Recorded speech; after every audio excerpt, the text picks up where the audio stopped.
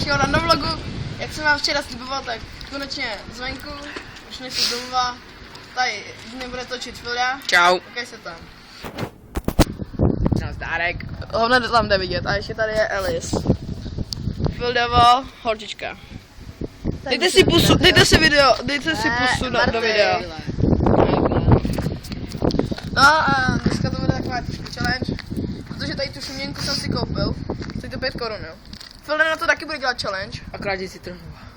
Kráči citronový, já jsem si dal trošku, už jsem z toho tak půlku snědli. Snědli.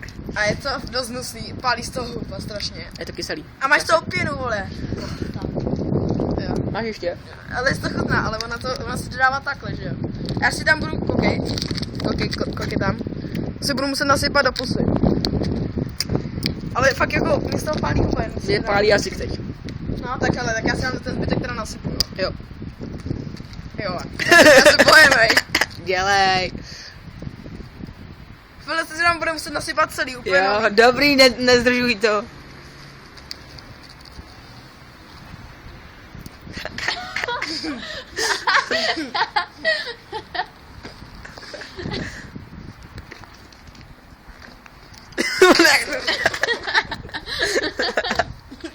Ano, to je růžový.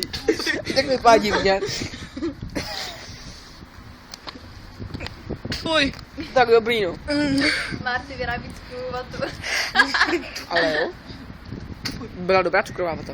No fuj. Tak to sežer. Jsi debil. On to má i na nose. Fakt jo. Kapku na brýlích, ne? Fuj. Se nedá sníst. Filda jsem Já to dám. Jo. Jo, když to Takže tady to byl další random vlog. Fuj. Kolik to tady je za pěnu, normálně v tom by se dalo koupat. Jo, dobrý, jo. Fuj. Já se s vámi teda loučím a těším se u dalšího videa. Sledujte můj hlavní kanál. Jo, čau. Jsem to nevyzval ještě. To je jedno.